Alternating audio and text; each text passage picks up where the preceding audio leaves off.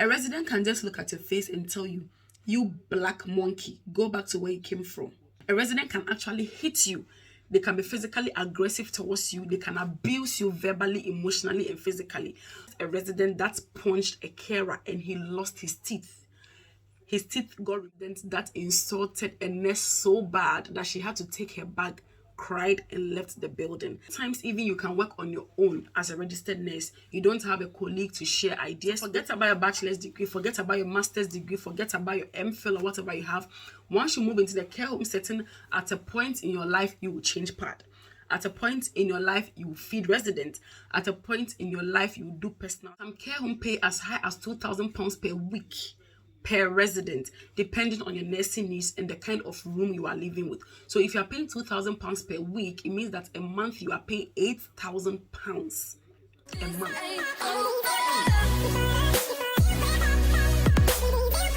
Hello and welcome once again to another episode here on my YouTube channel. If it is your first time of coming across my channel, my name is Becca. I'm a migrant nurse from Ghana in West Africa.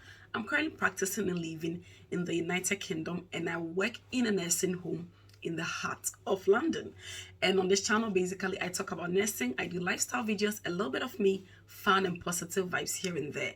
So I've done a couple of videos where I talked about the care home, the benefits you get from working in a care home, the money, obviously, that you get from working as a care home nurse, which is quite rewarding, that you wouldn't get from the NHS.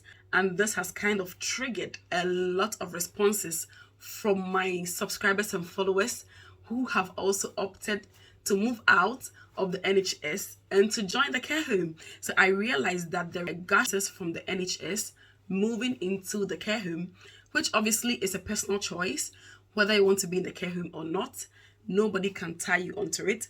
And I believe some of you, your decision have been influenced by the fact that I talked about the care home.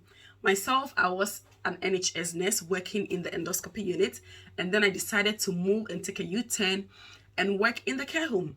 The purpose of this video is to throw light on what happens in the care home so that you are pre-informed and you are warned before you move into the care home. With this being said also, it doesn't mean that I regret ever moving from the NHS into the care home, because I even feel like I should have moved earlier than I did. But anyway, God's time is the best. I moved from the NHS into the care home. Do I have any regrets moving from the NHS into the care home? Absolutely not. At this point in time, I have come to love the care home. I have come to understand the routines of the care home. I enjoy my role and everything that is happening in the care home. I absolutely love it. So the purpose of this video is not to discourage anybody not to move into the care home, or for people to think that I am not happy in my care home job. I am 100% and more happy for being in my care home job, but this is just a warning to throw more light for you to have an understanding and the knowledge of what happens in the care home before you sign a care home contract, so that you know what you are signing into. Without much ado, guys, let's go right into the video. So if you haven't watched my care home pros video, that's the advantages of the care home video I did, where I gave 11 hidden secrets and benefits of working in a care home, I'll recommend that you watch that video, and then after that you come and enjoy this video. Or you can watch this video, and after this you go and watch that video for a better understanding. So in that video, I threw more light on 11 secret benefits that you enjoy from being a care home nurse, and this triggered a lot of people and mass exodus of nurses moving from the NHS into the care home setting. However, some people do not know what the care home entails or what it looks like to work in a care home as a registered nurse, because the hospital setting is entirely different from the care home, and what happens in the hospital cannot happen in the care home. Sometimes what you can comfortably do in the hospital will termed as an institutional abuse if you do the same thing in the care home. And a lot of nurses that have been struck off from the NMC register, research shows that they are nurses that actually work in the care home setting. So this has also triggered a lot of anxiety and fear amongst care home nurses, and they feel like Working in a care home can easily make you or predispose you to losing your NMC PIN or from being struck off from the NMC register. So in today's video, I'm going to be telling you 7 challenges that you are likely to face as a care home nurse working in the UK. The number 1 is the paperwork and documentation. The amount of paperwork that is done in the NHS can never ever be compared to the care home paperwork. One residence folder can be as thick as an encyclopedia, and you'll be writing all these care plans and risk assessment from dawn to dusk. About 14 standard or basic care plans that you are supposed to write, which is from communication, personal hygiene, elimination, mobility and handling, tissue viability, nutrition, pain, sleeping, mental health and cognition, hopes and concerns for the future, cultural, spiritual and social values, medication, medical condition. Apart from these 14 care plans, you are also supposed to do risk assessment based on your resident's needs. So you'll be doing some risk assessments like force risk assessment, malnutrition risk assessment, nutrition risk assessment, mobility and handling risk assessment, choking risk assessment. If they are going to be using bed rails, you don't just pull up the bed rails. Before you pull up the bed rails, you should risk assess them and tell why they need the bed rail and come into agreement with the patient or the resident if they have mental capacity. If they don't have mental capacity, you have to liaise with the next of kin or the person that has the lasting power of attorney for health and welfare before you pull up that bed rail. So this makes your documentation quite a bit more. Apart from this documentation also, you are supposed to write your progress note. That is the day-to-day or the interventions that have been done for this resident into their progress note. So let's say in the morning, let's say around 10 o'clock, you write what you have done for this resident. At lunchtime, you have to write. In the evening, you write at night, you write at dawn, you write early morning, and then the morning staff also come and continue. So the documentation in the care home is quite involving. And if it is not documented, it is never done. Okay, so if you don't write it and something happens, you can't get a defense. And let's say things like PRN protocol. So a resident has been admitted into the care home. They are on medications that are supposed to be given PRN. In the hospital, you can just give this medication using your own discretion. In the care home, you can also give this medication using your discretion. However, you are supposed to write a PRN protocol justifying the reason why, the frequency, and your maximum dose in 24 hours for that particular medication. All these things are supposed to be incorporated into the resident medication administration record. I must confess that sometimes this paperwork makes me feel like I'm an advanced secretary, because you can write and write and write and write. At the same time, you have resident to look after. We also have things like filling on the advanced care plan, which is the patient's wishes and needs as they are approaching end of life, and whether they want to be hospitalized when they are sick or whether they want to be resuscitated if they happen to collapse suddenly. You should put all these things in place into their care plan before anything happens, to protect you and to cover your back. The next thing about care home is porous management. So the management in care homes are sometimes or mostly very porous, because there can be a manager in a care home who is not trained as a nurse, who has no nursing background. Probably the person is a carer or the person is a social worker who has just done a management course and comes to lead the care home as a manager who leads nurses. And don't get me wrong, it's not like they are bad managers or they don't know what they are doing, but it is difficult to lead a group of people in a field that you yourself don't have any experience in. So think of a social worker who has no experience on what nursing is. They don't know medication, they don't know medical conditions, nothing, and they are managing a bunch of nurses. Sometimes it can be difficult and stressful for the nurses, because you are trying to explain or put a message across to the manager for them to understand certain pertinent information pertaining to the patient's care, but this message is not able to get across and get into their head for them to understand what you are trying to mean. So some of these porous management bring a lot of stresses, especially if you are being managed by a manager who is not trained to be a nurse. With this being said, most of the care homes try as much as possible to have a clinical manager or a deputy manager who is a registered nurse who can deal or liaise with the nurses pertaining to clinical activities. But there are still some care homes who don't have a registered nurse as a manager, and the deputy is also not a registered nurse. This can bring quite a lot of problems because there is no clear cut between how the management is being done in the home, and management issue cause a lot of stresses in the care home and actually cause people to actually leave the care home for good. The next thing is dealing with patients with challenging behaviors and dementia. When I started working in the care home, I realized that you need a ton of patients, okay? So the patients that you will need on an average, let's say if you needed 20% of patients to work in the hospital, if you're working in the care home, you will need about 200% patients to deal with residents with dementia and challenging behavior. A resident can just look at your face and tell you, "You black monkey, go back to where you came from." A resident can actually hit you. They can be physically aggressive towards you. They can abuse you verbally, emotionally, and physically. The public sees it as it is the healthcare workers that are abusing the residents in the care home. I just want you to understand that it can be the other way around. You can be abused by your resident. You can be beaten by your resident.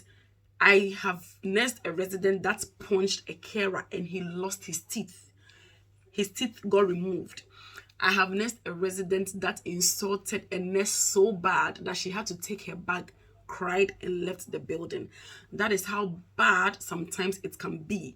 So I just want you to be warned that dealing with challenging behavior people or dealing with people with dementia can be very stressful. However, you are going to be receiving training onto how to deal with such people so that it will make your work less stressful and less difficult when you happen to deal with residents with such conditions. The next thing that makes working in a care home super stressful is the non-presence of the multidisciplinary team.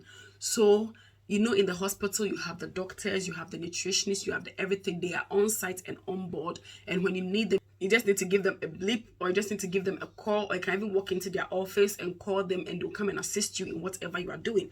But in the care home, there is nobody on site. You, the registered nurse, you are like the overall boss. You are heading the shift from beginning to end. There is no doctor on site, there's no nutritionist, there's no pharmacy on site, there is nothing at all. So everything that happens, you would have to call. So if your resident has an emergency, you have to call 999. If you feel like they are sick but it's not an urgent care, you call 111 to speak to a doctor on call who will give you advice and guidance. There is no physical doctor in the building to assess. You have to use your clinical judgment and your critical thinking analysis to determine the level of care that your patient needs. You have to call the nutritionist, you have to call the pharmacist if the need be, because they are not in the building. This kind of puts you at risk because they are not physically there. Sometimes even you can work on your own as a registered nurse. You don't have a colleague to share ideas with.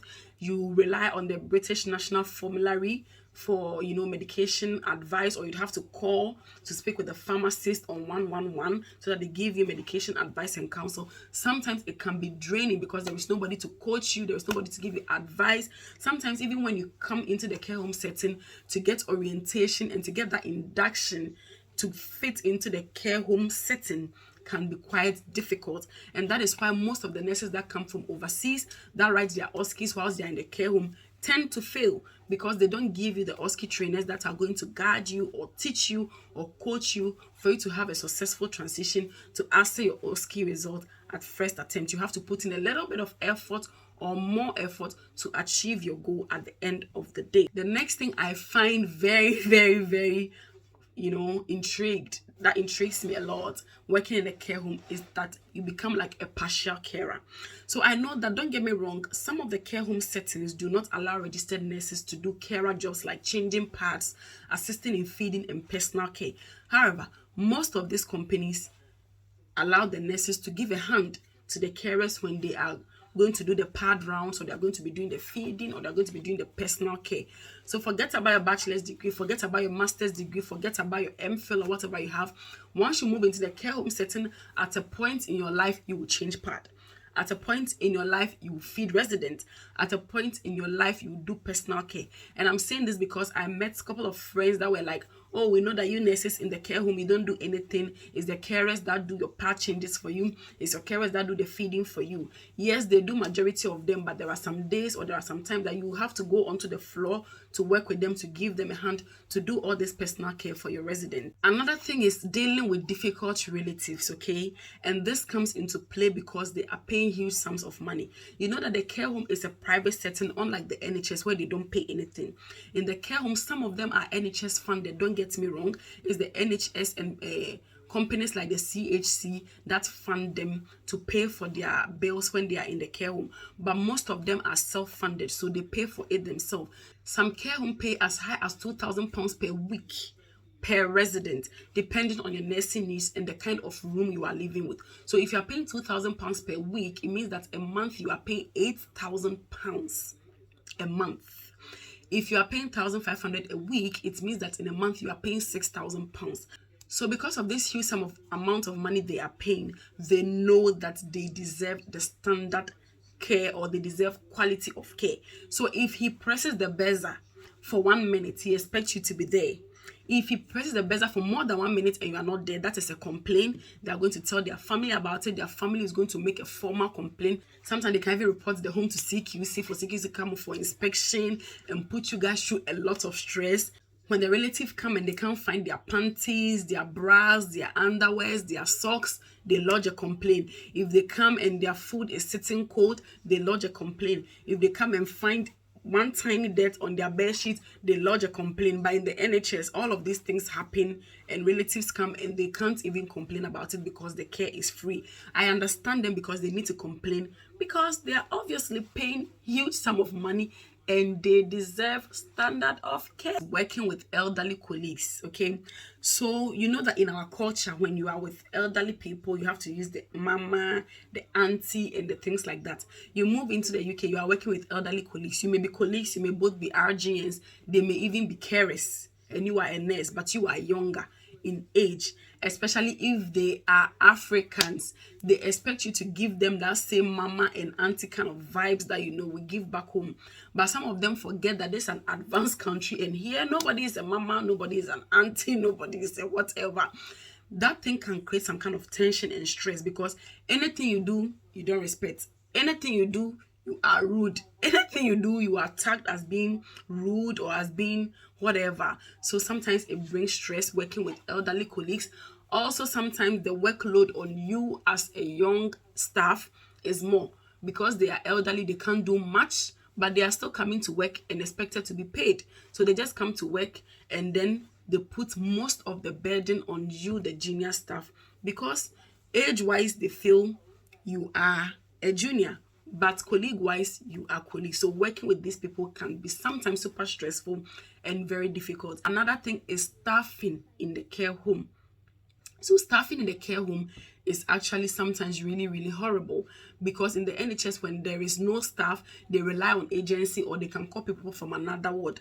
But in the care home, most of the times, if there is no staff, there is nobody to call from within unless they go outside. And sometimes the shift can almost come to an end or even come to an end and they wouldn't have gotten a cover to cover for that shift. So staffing is also another issue of working in the care home. So these are the things I felt like warning you about that you should be aware of or that you should know happens in the care home setting so that you are pre-informed when you are going in. You go in prepared psychologically, physically, and mentally to face the tasks ahead.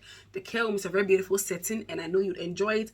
Once you're able to overgrow these hurdles, you are going to enjoy your care home role. Without much ado, guys, I draw the curtain on this video. Let me know in the comment section what you guys think and comment in the comment section adding on if you have anything to say. Until we meet again in my next video, guys, is bye.